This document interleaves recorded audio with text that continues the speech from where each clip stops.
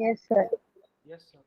चलो, last class में हमने क्या देखा था एक बार देख लेते हैं। लास्ट क्लास में हमने देखा था कि अगर आपका एक इलेक्ट्रॉन अपने ग्राउंड स्टेट से, ये मान लो उसका ग्राउंड स्टेट है, जंप करके वो एक्साइटेड स्टेट में चला जाएगा।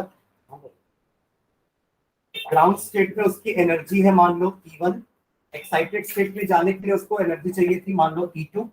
ठीक है, तो एक्साइटेड स्टेट में उसकी लाइफ ज्यादा नहीं रहेगी, it will come back to its ground state, और जब वो ग्राउंड स्टेट में आएगा तो वो E2 minus E1 energy emit करते हुए वापस आएगा, और जो भी एनर्जी होगी उसी हिसाब से हम अपना प्लैंक्स थ्योरी लगा के लैम्डा निकाल सकते हैं। मान लो ये जो भी एनर्जी निकाल एमिट करते जा रहा है उस एनर्जी के हिसाब से हमको पता चल जाएगा कि कौन सी कलर की लाइट, कौन से वेवलेंथ की लाइट एमिट कर रहा है। ठीक है, तो ये हमने देखा था। और दूसरा हमने लाइमन बाल्मर पार्सन का फॉर्मूला डायग्राम बनाया था कि लाइमन में हम 2 से 1 में आएंगे, 3 से 1 में आएगा अगर इलेक्ट्रॉन, 4 से 1 में आएगा या 5 से 1, मतलब किसी भी हायर स्टेट से अगर वो 1 में आता है तो लाइमन सीरीज होगी, किसी भी हायर स्टेट से वो 2 में आएगा तो बाल्मर, किसी भी हायर स्टेट से अगर वो 3 में आता है तो पार्शन, किसी भी हायर से 4 में आएगा तो ब्रैकेट, एंड किसी भी हायर से 5 में आएगा तो इवन सीरीज। वो हमने हाइड्रोजन का स्पेक्ट्रम देख लिया था लास्ट क्लास में। आज अपन पढ़ेंगे लिमिटेशंस ऑफ बोर्स मॉडल। देखना heading, limitation of Bohr model of atom, limitations of Bohr's model of atom.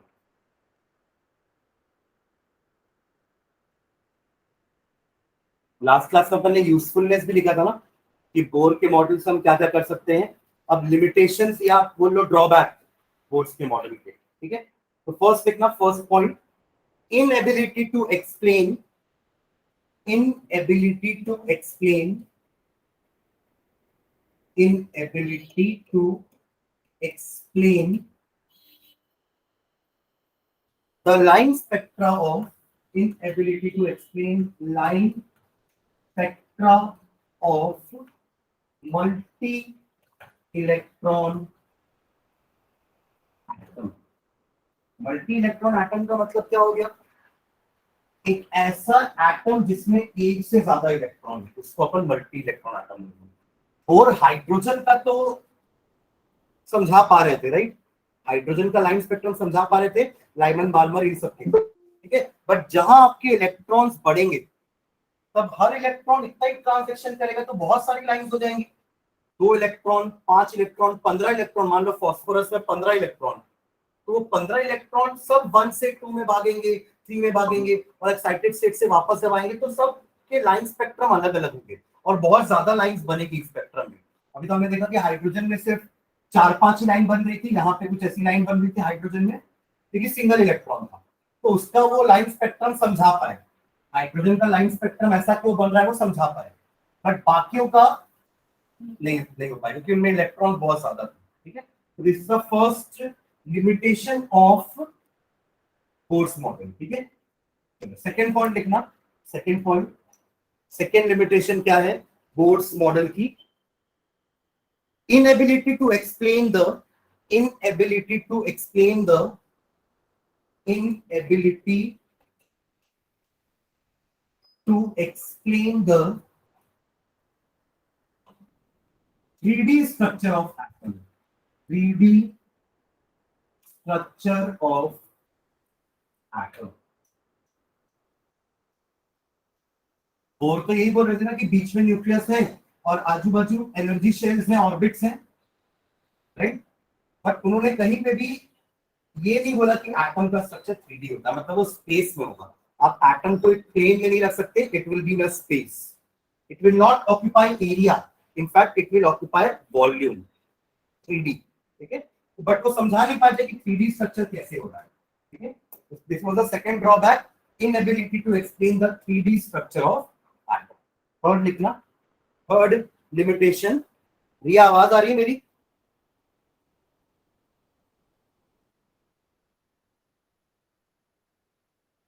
ठीक है, third limitation, inability to explain the shape of molecules, inability to explain the shape of molecules.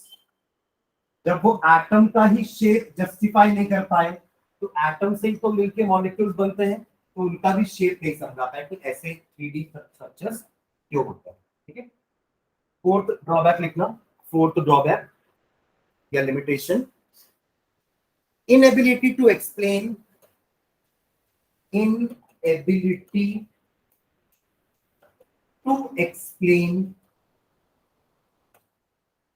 D Broglie. De Broglie मैंने last class में थोड़ा बहुत बताया ना, de Broglie पढ़ेंगे अपन, dual nature, de Broglie's dual nature of matter, dual nature of matter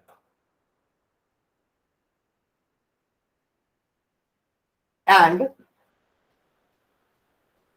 Heisenberg's uncertainty principle. Heisenberg's Heisenberg apostrophe. Heisenberg's uncertainty principle.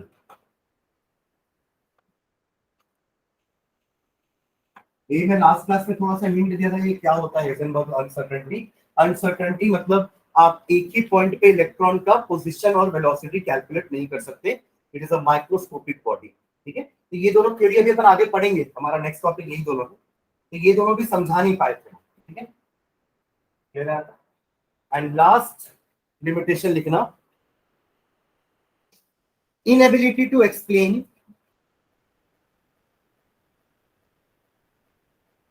inability to explain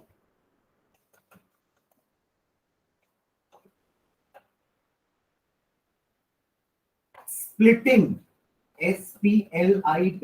splitting, splitting of lines in magnetic field, splitting of lines in magnetic field, इसके bracket में लिखना Zeeman effect, ZEEMAN, Zeeman effect, and in the electric field, and in the electric field, इसके bracket में लिखना Stark effect। ये दोनों समझाता हूँ क्या रहेगा, ऊपर के चारों समझ में आ गए, चौथा चलो ठीक है, ये दोनों तो अपन पढ़ने ही वाले हैं, पर पहले तीन क्लियर है, क्या क्या उसके ड्रॉबैक थे बोर के मॉडल के। He was unable to explain the 3D structure of atom, he was unable to explain the 3D structure of molecule, and he was unable to explain the line spectra of multi-electron atom। उन्होंने सिर्फ hydrogen के बारे में ही बातें की, उन्होंने hydrogen और hydrogen like particle का रेडियस बताया, hydrogen and hydrogen like particle का वेलोसिटी बताया इलेक्ट्रॉन का, याद है ना, हमने तीन फॉर्मूले लिखे थे, energy of orbit, radius of orbit and velocity of electron in different orbits. वो भी सिर्फ हाइड्रोजन के लिए था और हाइड्रोजन लाइक एटम्स के लिए था। ठीक है, बाकियों के लिए नहीं था वो। क्लियर है, आप तीनों को समझ में आ रहा है? आयुषी, अक्षत एंड रिया, यस सर। ये तो पहले तीन ड्रॉबैक बहुत सिंपल से हैं, हम देखे भी हैं। चौथा ड्रॉबैक अभी हम पढ़ने वाले हैं कि उनके समय मैटर का डुअल नेचर डिफाइन नहीं था, तो ये दोनों को समझा नहीं पा रहे थे। ठीक है, और फिफ्थ पॉइंट क्या है, inability to explain splitting of lines in magnetic field and in the electric field. देखो इनका क्या मतलब है, इसके बारे में कुछ लिखना, नीचे मैं लिखवा रहा हूँ, हाइफन डाल के लिखो इसी ड्रॉबैक में। In the production of line spectrum, in the production of line spectrum, in the production of line spectrum, comma, if the source emitting the radiation, if the source emitting the radiation, if the source emitting the radiation is placed in a magnetic field or in an electric field,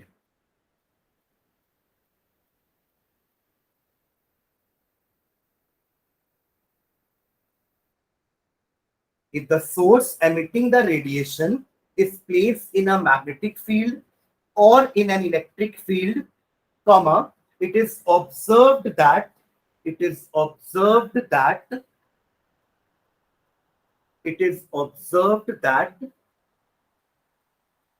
each spectral line each spectral line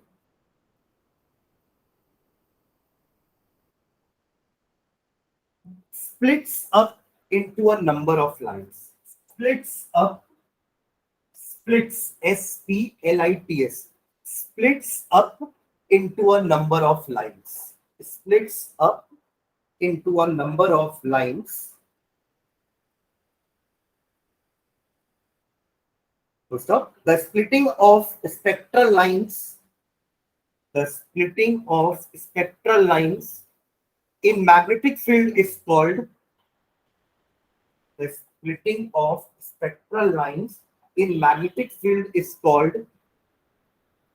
Zeeman effect. Zeeman effect ऊपर लिखे bracket में, Zeeman effect. While the splitting of spectral lines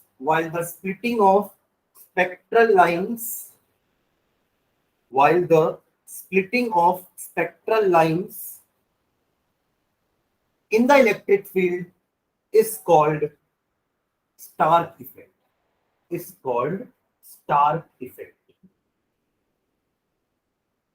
देखो जो लिखे उसको समझते हैं.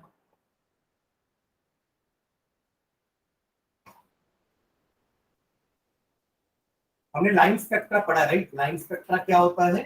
जैसे वो NaCl का एग्जांपल याद है, हम एक कैंडल फ्लेम में जब NaCl को बर्न किए थे और उसकी लाइट को जब अपन ने प्रिज्म से पास कराया था और जब उसको फोटोग्राफिक प्लेट में कलेक्ट किए थे, तो हमें क्या मिला था? एक येलो लाइन, याद है? यहाँ पे एक और दो येलो लाइन फॉर एग्जांपल ऐसे भी. तो इसी को अपन लाइन स्पेक्ट्रा बोल रहे थे NaCl का. यहां तक फॉलो कर रहे हैं सब?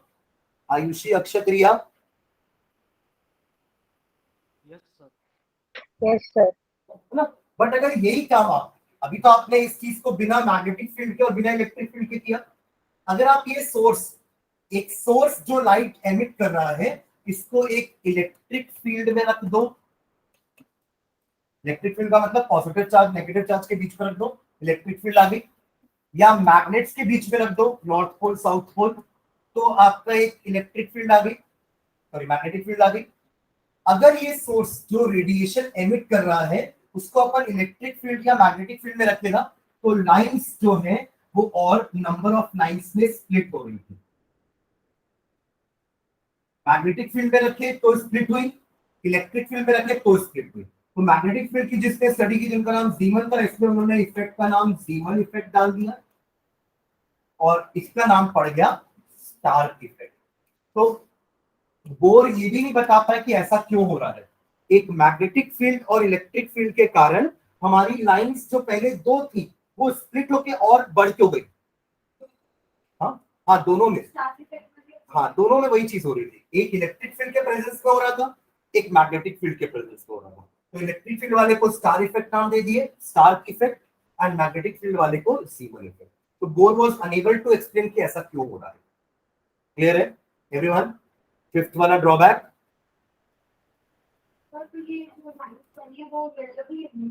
हाँ येलो की मतलब येलो कलर वाली लाइन ही और स्प्लिट हो रही है अलग अलग शेड्स में. ठीक है, आप तीनों क्लियर है? आयुषी, अक्षत एंड रिया. अक्षत और रिया की आवाज नहीं आ रही है. Yes sir. Yes sir. Riya आप हो?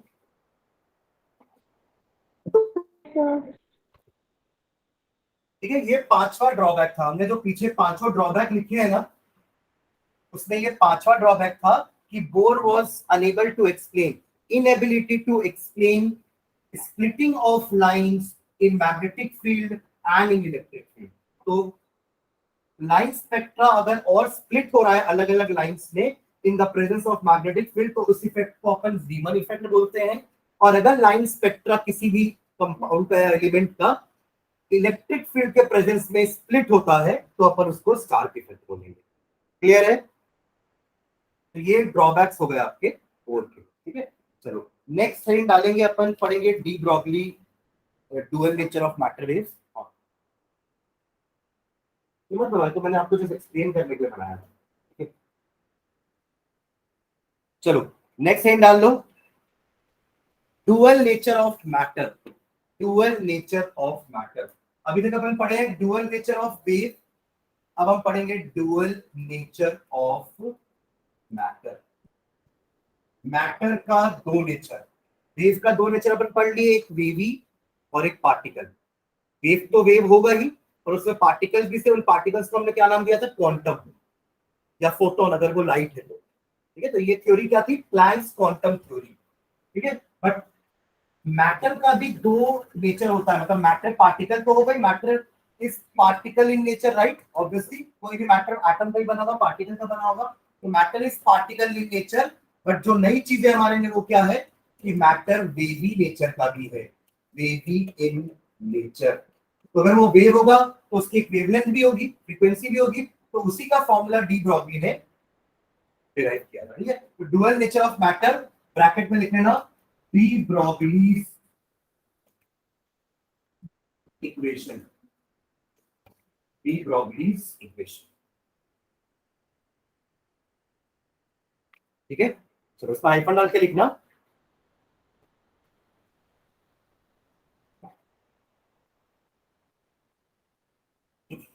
इनका पूरा नाम था लुइस डी ब्रॉगली, LOIUS, तो यहीं से स्टार्ट करते हैं, Louis de Broglie, LOUIS, Louis de Broglie suggested that all material particles suggested that all material particles such as electron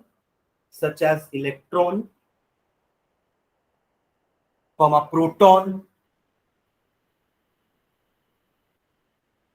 comma atom comma a piece of chalk, chalk भी तो matter है ना, comma a piece of chalk comma a piece of stone, पत्थर, a piece of stone, ये सभी matter है और इनका पार्टिकल नेचर तो होता है हमें पता है, ठीक है। बट उन्होंने सजेस्ट किया कि electron, proton, atom, piece of chalk and a piece of stone etcetera also possess dual character, also possess dual character, also possess dual character, full stop। the wave associated, इनकी जो wave है उनका नाम था de Broglie wave, इन्होंने नाम दिया था de Broglie wave. the wave associated with a particle, एक पार्टिकल की वेव भी हो सकती है, तो the wave associated with a particle, associated with a particle is called matter wave, is called matter wave, matter की वेव है इसलिए मैटर वेव। और क्योंकि उन्होंने डिस्कवर किया था ये चीज, तो उन्होंने अपना नाम दिया था डी ब्रॉगली वेव और डी ब्रॉगली वेव। तो कोई भी मैटर हो, कितना भी बड़ा मैटर क्यों ना, कितना भी छोटा मैटर क्यों ना हो, हर मैटर की एक वेव भी होती है, ठीक है। तो इसका वेव का इक्वेशन निकाल के नीचे एक कमेंट डालना, de Broglie equation, de Broglie equation, ठीक है। इसका इक्वेशन डिराइव करते हैं, सिंपल सा इक्वेशन है डी ब्रॉगली इक्वेशन, ठीक है। याद करिए हमने जो वेव का पार्टिकल नेचर पढ़ा था, क्या था उसका equation, E is equals to h nu था, याद है, ये था Planck's quantum theory, energy of a wave is directly proportional to frequency of that light। Proportionality का हटाने के लिए अपन ने प्लैंक्स कांस्टेंट लगाया था, याद आ रहा है ये इक्वेशन सबको, आप चारों को, आयुषी, अक्षत, रिया, Kashyapi, Yes, sir. Yes, sir. और आइंस्टीन ने बोला था कि E is equals to mc square होता है, ये तो इक्वेशन उन्होंने लाइट के लिए लिखा था, ठीक है। रिलेटिविटी उनकी थ्योरी थी ना, थ्योरी ऑफ रिलेटिविटी, वो यही थी, ये भी एनर्जी है, ये भी एनर्जी है, राइट। तो आप दोनों को इक्वेट कर सकते हो, तो क्या हो जाएगा एच न्यू, अभी लिखना मत, मैं लिखाऊंगा स्टेप पे, ठीक है। H nu is equals to mc square, पर हम यहाँ पे लाइट की बात नहीं कर रहे हैं, हम बात कर रहे हैं पार्टिकल्स की।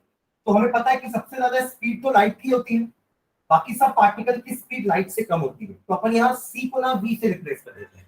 v मतलब velocity of any particle other than light, c मतलब तो वेलोसिटी ऑफ लाइट होती है, but we are not talking about light here. Light के बारे में हम बात कर चुके हैं, here we are talking about matter. तो मैटर का स्पीड तो कम ही होगा लाइट से। एक कार का स्पीड, अगर मैं इस पेन को फेंकता हूं तो उसका स्पीड, एक चौक को फेंकता हूं तो उसका स्पीड, एक बॉल मेरी तरफ आ रही तो उसकी स्पीड, इन सबकी स्पीड लाइट की स्पीड से कम होगी। तो अपन c की जगह v लिख सकते हैं, वेलोसिटी ऑफ एनी पार्टिकल। तो h न्यू, ये न्यू है देखना, ठीक है, और ये v है velocity. This is frequency and this is velocity. Clear है यहाँ तक? ओके, इसको अपन h, अच्छा एक काम करते हैं, बाद में इसको कैंसिल करते हैं, पहले अपन c के टर्म्स में इसको लिख के एक minute h c by lambda कर लेता हूं इसको मैं, और इसको भी mc स्क्वायर कर, ताकि एक एक सी कैंसिल हो जाए। अब मैं अगले बार इसको चेंज करूंगा, ठीक है। तो लैम्डा की वैल्यू क्या हो गई, h अपॉन mv। This is the de Broglie equation, ठीक है, डी ब्रॉगली वेव है, this is de Broglie equation, जहां पे लैम्डा क्या है, उस मैटर का वेवलेंथ, उस मैटर का जो वेव होगा ना उसका वेवलेंथ। h प्लैंक्स कांस्टेंट है, m क्या है, उस मैटर का मास। जैसे अगर इलेक्ट्रॉन है तो m की वैल्यू क्या हो जाएगी, 9.1 into 10 to the power minus 31 t, अगर इलेक्ट्रॉन का वेव निकालना चाह रहा हूं। और v क्या है, उस इलेक्ट्रॉन की वेलोसिटी। क्लियर है ये इक्वेशन सबको? Yes, sir. Lambda is equals to h अपॉन mv। mc मत लिखना क्योंकि c तो लाइट हो जाएगी। हमें पता है कोई भी पार्टिकल वेलोसिटी ऑफ लाइट से बराबर नहीं चल सकता। अगर मैं ये पेन का वेव निकालना चाह रहा हूं ना कि इस पेन का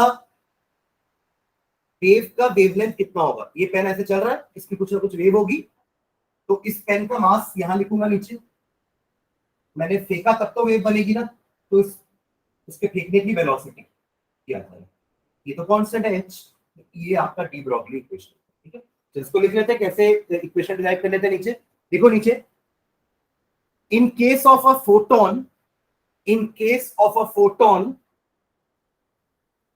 in case of a photon, comma, its energy is given by, its energy is given by, photon के केस में एनर्जी क्या थी, E is equals to h nu, energy is given by E is equals to h into nu, frequency, ठीक है। Next line में लिखना, ये लिखिए सब equation E is equals to h nu। Okay, second line, where लिख लो, where nu is the frequency, where nu is the frequency of that wave,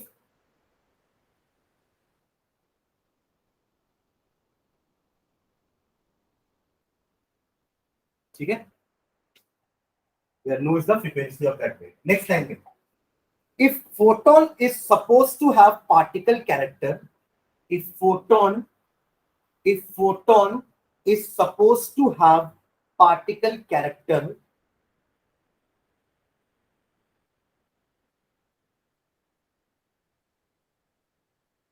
if photon is supposed to have particle character, comma, then its energy will be given by, then its energy will be given by, then its energy will be given by, अब ये second equation, E is equals to mc square, bracket में आपने लिखना Einstein equation.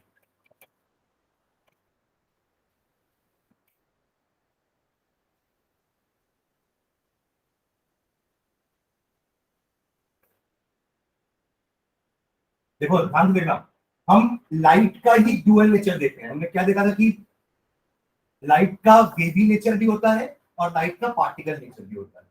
Wavy nature होगा तो अपन frequency से उसकी energy निकालेंगे, प्लैंक्स क्वांटम थ्योरी से, और अगर पार्टिकल है, फोटोन अगर एक पार्टिकल है, तो अपन उसकी एनर्जी आइंस्टीन से निकालेंगे। इससे देखो मास लिया है, वेव का कोई मास थोड़ी ना होता है, वेव के अंदर जो पार्टिकल है उनका मास होता है, इसलिए E equal to mc square उसका मैटर वाला एनर्जी। समझ में आ रहा है? पर है तो दोनों एक ही चीज, दोनों फोटोन की एनर्जी है, तो अपन ने दोनों को इक्वेट करना। तो नेक्स्ट लाइन में लिखना, वेयर नीचे लिख दो इसकी, ये इक्वेशन लिखे ना, लिख देना नीचे, where m is the mass of photon, where m is the mass of photon and c is the velocity of light, where m is the mass of photon and c is the velocity of light, where m is the mass of photon and c is the velocity of light.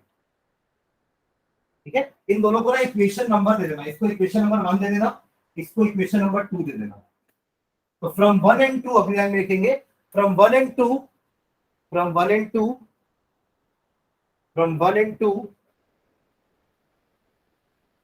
Equate कर दो दोनों को, दोनों energy, photon की energy दोनों, एक wave nature consider किया तो ये लिखिए, और एक पार्टिकल नेचर कंसीडर किया तो ये लिखिए. ठीक है, तो ये दोनों को इक्वेट कर दो. h nu is equals to mc square, h nu is equals to mc square. ठीक है, अगले स्टेप में लूप का वैल्यू डाल दो. लूप क्या होता है? c by lambda. लूप क्या होता है? c by lambda. पुट कर दो, एक एक c कैंसिल कर दो, तो लैम्डा क्या आ जाएगा? h अपॉन mc. अभी तो mc रहने दो, बाद में अपन इसको b से रिप्लेस कर देंगे. ठीक है, ये mc रहने दो. ठीक है, अपन फोटोन की बात करें ना, फोटोन मतलब लाइट का पार्टिकल, और वो तो लाइट की वेलोसिटी से चलेगा, इसलिए lambda is equal to h अपॉन mc. यहां तक सबका हो गया everyone? Akshat, Ayushi, Riya, Kashyapi. Yes, sir. Yes, sir. ठीक है, तो ये हमने बात की है फोटोन की, तो ये मास भी फोटोन का आएगा और वेलोसिटी भी फोटोन की आएगी, that is the velocity of light. देखो, लाइट के पार्टिकल को हम फोटोन बोल रहे हैं. ठीक है, अब अगर कोई और पार्टिकल होगा तो क्या आ जाएगा? मास उस पार्टिकल का आएगा और वेलोसिटी भी उसकी आएगी, और वो डेफिनेटली सी से कम ही होगी. तो अगले लाइन में लिखना,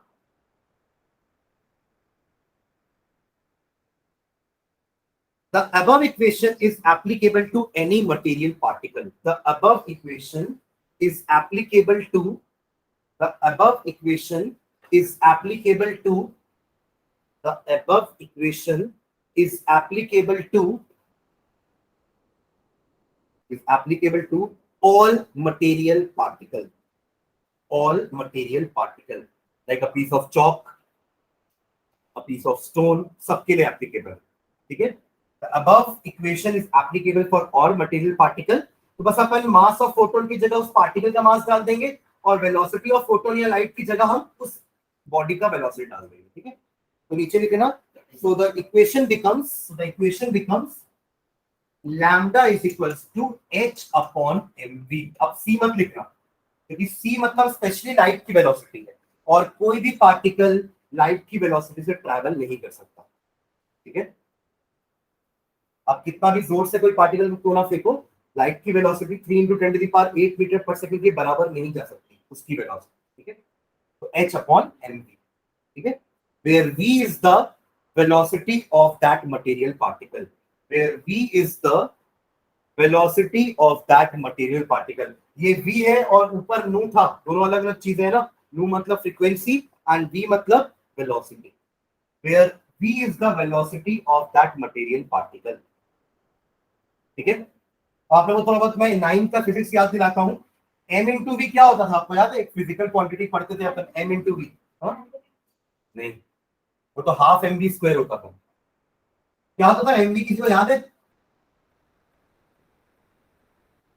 एनीवन?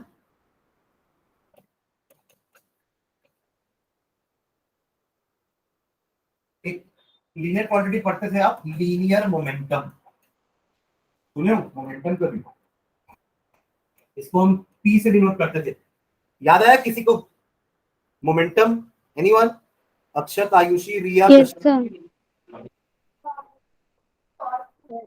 टॉर्क अलग है. टॉर्क मतलब रोटेशन वाला हो गया. मोमेंटम है, लीनियर मोमेंटम की याद करो. एक्चुअली मोमेंटम का मतलब क्या होता है ना, कि किसी भी पार्टिकल के अंदर कितना मोशन है, वो होता है मोमेंटम. और ये डिपेंड करता है उस बॉडी के मास पे और उसकी वेलोसिटी पे. ऐसा समझो कि दो लोग मेरी तरफ दौड़ते हुए आ रहे हैं, एक दुबला पतला चलो कश्यपी आ रही है दौड़ते हुए. ठीक है, और दूसरी तरफ कोई एक मोटा आदमी दौड़ते हुए आ रहा है. ठीक है, तो मुझे रोकने में दोनों सेम वेलोसिटी से आ रहे हैं, पर दोनों का मास अलग अलग है. कश्यपी दुबली पतली है और वो दूसरा आदमी जो है बहुत मोटा है. दोनों को रोकने के लिए मुझे ज्यादा फोर्स किसको लगाना पड़ेगा रोकने के लिए? वो मोटे आदमी को. ये कश्यपी का मास छोटा है तो कम है, तो उसके अंदर मोमेंटम यानी कि मोशन भी कम होगा. और वो मोटे आदमी का मास ज्यादा है, तो उसके अंदर मोमेंटम यानी कि उसके अंदर मोशन भी ज्यादा होगा. तो मुझे उसको रोकने के लिए फोर्स भी ज्यादा लगाना पड़ेगा. कश्यपी को मैं आराम से रोक लूंगा. समझ में आ रहा है मैं क्या बोल रहा हूँ? अब ये मान के चलो कि दो लोग इक्वल मास वाले अलग अलग वेलोसिटी से दौड़ते हुए आ रहे हैं, दोनों इक्वल मास के हैं पर दोनों अलग अलग वेलोसिटी से आ रहे हैं, एक ज्यादा वेलोसिटी से दौड़ते हुए आ रहा है, एक कम से वेलोसिटी से दौड़ते हुए आ रहा है, तो मुझे ज्यादा फोर्स किसको देना पड़ेगा? जो ज्यादा वेलोसिटी से दौड़ते हुए आ रहा है। मास तो दोनों का सेम है, पर जो ज्यादा तेजी से दौड़ते हुए आ रहा होगा उसके अंदर मोशन ज्यादा होगा। तो मोमेंटम का मतलब क्या होता है? It is the motion contained in a body. एक बॉडी के अंदर कितना मोशन है और वो डिपेंड करता है उसके मास और उसकी वेलोसिटी। क्लियर है सबको ये मोमेंटम का डेफिनेशन? Yes sir. तो आगे जाके हम ना लैम्डा में इसको रिप्लेस कर सकते हैं h अपॉन p करके, समझ रहे हो क्या? है ना, इसलिए मोमेंटम इंट्रोड्यूस किया मैंने। तो नीचे लिखना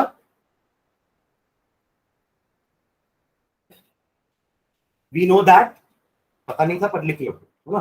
we know that momentum is given by, momentum को अपन स्मॉल p से डिनोट करते हैं। Momentum is given by p is equals to m into v, mass into velocity. आप जो बोले ना वो काइनेटिक एनर्जी होता है, that is half mv square, ठीक है, वो अलग चीज। तो momentum is m into v. आप ये बोल सकते हैं कि दौड़ते हुए आदमी का एनर्जी कितना है, वो काइनेटिक एनर्जी है ना, और मैं तो उसके मोशन की बात कर रहा हूँ, मैं एनर्जी की बात नहीं कर रहा हूँ, वो कितना दौड़ेगा, ठीक है। तो we know that linear momentum is given by p is equals to m into v। तो अगली लाइन में lambda is equals to h upon p लिख देना, lambda is equals to h upon p, ठीक है।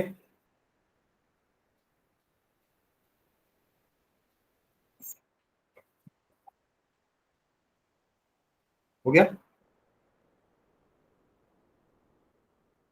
चल एक क्वेश्चन लिखते हैं अपन, एक क्वेश्चन सॉल्व करते हैं इसका।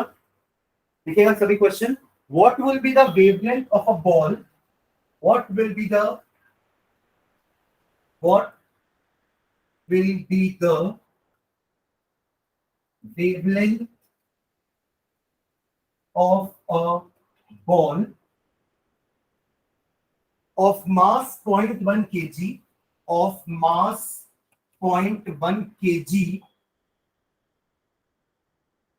moving with a velocity of moving with a velocity of moving with a velocity of 10 meter per second, moving with a velocity of 10 meter per second. Repeat karo question. What will be the wavelength of a ball of mass 0.1 kg moving with a velocity of 10 meter per second? Question clear है सबको?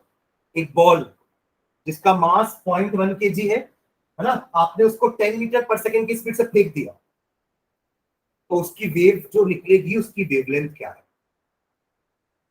Question clear है everyone? Yes ये sir. आपके matter का dual nature का question है। Ball एक matter है, ball is not a wave, right, वो एक मैटर है, बट मैटर का दोनों नेचर होता है, पार्टिकल नेचर भी होता है और वेवी नेचर भी होता है। तो अपन वेवी नेचर के बारे में बात कर रहे हैं। तो क्या हो जाएगा? सिंपल अपना formula, lambda is equals to h upon m, de Broglie statement, ठीक है। h क्या होगा? 6.626 into 10 to the power minus 34, right, upon mass कितना दिया है? 0.1, वेलोसिटी कितनी दी है? 10। तो सॉल्व कर लो, सिंपल, कैलकुलेशन भी ज्यादा नहीं है, बहुत सिंपल सा कैलकुलेशन है।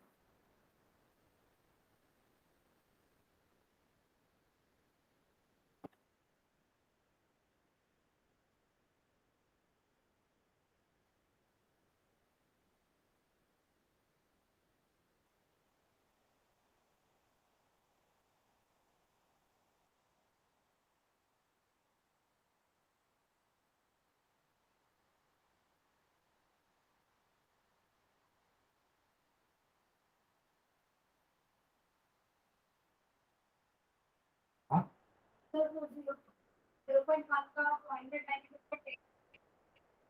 ये 10 इंटू 0.1 1 ही आएगा, आप इसको मल्टीप्लाई करो ना, ये 1 ही आएगा आंसर, बस यही तो होगा आंसर, ऊपर जो लिखा है वही आंसर है, ठीक है। देखिए 10 इंटू 0.1 तो 10 हो जाएगा, बस यही आंसर है आपका 6.626 into 10 to the power minus 34 meters, ये लैम्डा है। देखिए वेवलेंथ कितनी छोटी आ रही है। अपन तो लाइट वेट की वेवलेंथ एंगस्ट्रॉम में निकाल रहे थे ना। एंगस्ट्रॉम का मतलब क्या था, 10 टू द पावर -10 मीटर। ये तो और छोटी होगी, 10 टू द पावर -34 मीटर। समझ गए? क्लियर है सबको? ये वेवलेंथ बहुत छोटी है पर है। Am I clear? Yes, sir. पर जब आप Yes, sir. एक ऐसा ऑब्जेक्ट लोगे जिसकी वेलोसिटी भी ज्यादा है, जिसका मास कम है, अभी तो देखो ये 0.1 kg मतलब बहुत बड़ा हो गया। इलेक्ट्रॉन का कैलकुलेट, इलेक्ट्रॉन भी मैटर है, इलेक्ट्रॉन इज ऑल्सो मैटर। अगर आप इलेक्ट्रॉन का वेव निकालोगे तो आप h तो वही रहेगा, आप मास नीचे इलेक्ट्रॉन का रखोगे जो कि बहुत छोटा है, और वेलोसिटी इलेक्ट्रॉन की रखोगे जो कि बहुत ज्यादा है। लाइट से भले कम है बट बॉल से तो ज्यादा होगी ना। तो आप ये जब क्वांटिटी रखोगे ना तो आपकी वेवलेंथ थोड़ी सी ज्यादा आएगी। अभी जो बॉल बॉल लिया अपन ने वो एक तरह का मैक्रोस्कोपिक ऑब्जेक्ट है, हमको दिख रहा है वो बॉल, इलेक्ट्रॉन दिखता है क्या? एक नहीं। तो एक्चुअली ये डी ब्रोगली का वेवलेंथ ना छोटे ऑब्जेक्ट्स के लिए ही सिग्निफिकेंट है। बाकी आप निकाल सब ऑब्जेक्ट कर सकते हो, आप अपना भी वेवलेंथ निकाल सकते हो कि मैं चल रहा हूँ इतने स्पीड से, मेरा मास इतना केजी है, तो मेरे जो वेव निकल रही होगी मुझसे उसका वेवलेंथ कितना है, आप निकाल सकते हो। पर इसका कोई सिग्निफिकेंस नहीं है, इसको क्या यूज करोगे? ठीक है निकाल लिया, व्हाट इज क्या, इस वेव का हम क्या करेंगे? बट इलेक्ट्रॉन की वेवलेंथ इतनी इससे थोड़ी ज्यादा है कि जिसका कुछ काम भी हम कर सकते हैं। ये तो कुछ काम की नहीं है वेवलेंथ, ये तो हमें दिखेगी भी नहीं, क्या इलेक्ट्रॉन की भी वेवलेंथ नहीं दिखेगी, बट ये बहुत छोटी वेवलेंथ है। समझ में आ रही है बात? Yes, sir. नीचे एक पॉइंट लिखना, इस क्वेश्चन के बाद ही एक पॉइंट लिखना नीचे, नोट करके लिखो, नोट, बस ये नोट लिखते हैं, अपन एंड करते हैं आज क्लास को, नोट करके लिखना। Although de Broglie is applicable, although de Broglie equation, although de Broglie equation is applicable to all material, although de Broglie equation is applicable to all material,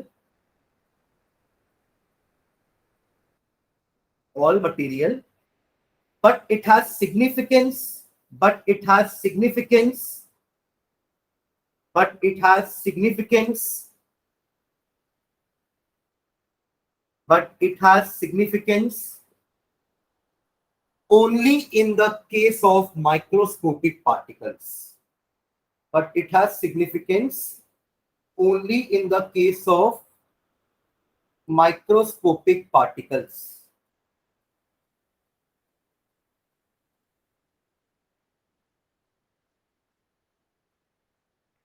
समझ में आ रहा क्या लिख रहे हैं अपन? आप डी ब्रोगली हर मास के ऑब्जेक्ट के लिए जो किसी भी वेलोसिटी से चल रहा है, आप उसका वेवलेंथ इस फॉर्मूले से निकाल सकते हो। बट सिग्निफिकेंस सिर्फ माइक्रोस्कोपिक ऑब्जेक्ट के लिए ही है, क्योंकि बाकियों की वेवलेंथ तो बहुत कम आती है, बहुत छोटी आ रही है।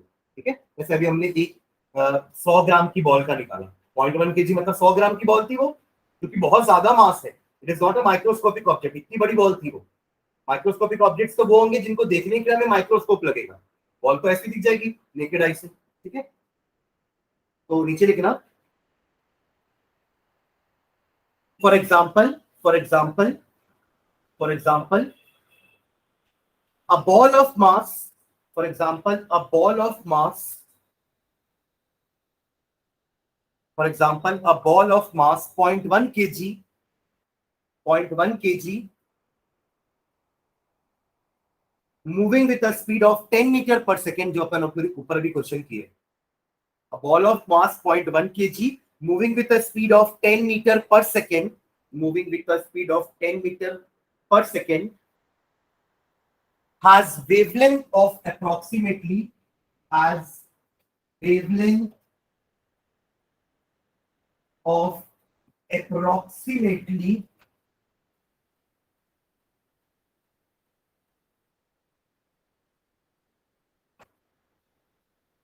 10 to the power minus 34 meters, 10 to the power minus 34 meter, which is too small, which is too t double वाला टू ना, बहुत छोटी वेवलेंथ है वो, which is too small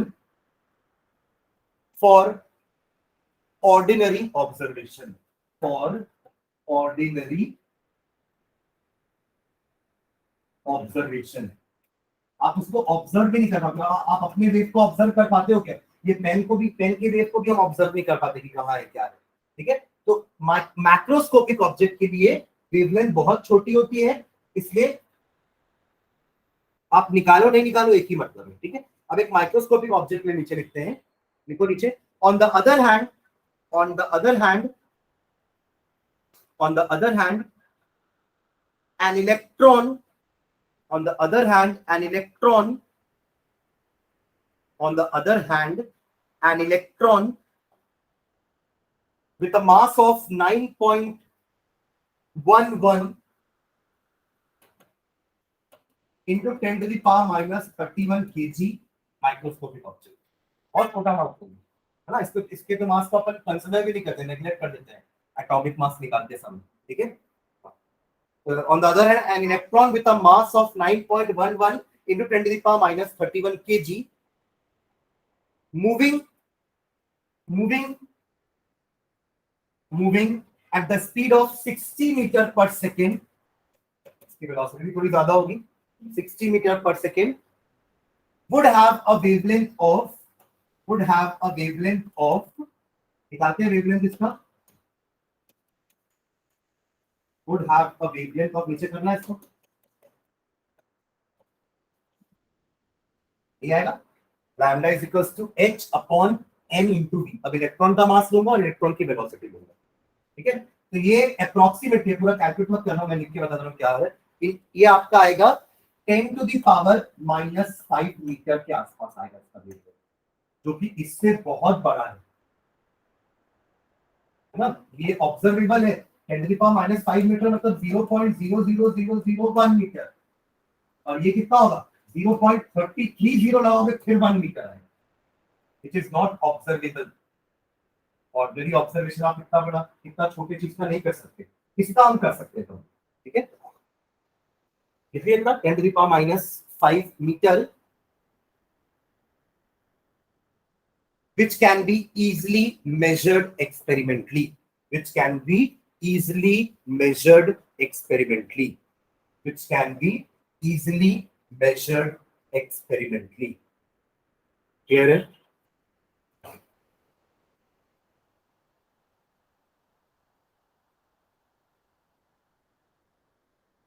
ठीक है, तो this was all about matter wave, dual nature of matter, ठीक है। आज हमने डुअल नेचर ऑफ मैटर पढ़ा, नेक्स्ट क्लास का अपन हेजनबर्ग्स अनसर्टेनिटी प्रिंसिपल पढ़ेंगे। क्लियर है? Yes, sir. ठीक है, चलिए, थैंक यू।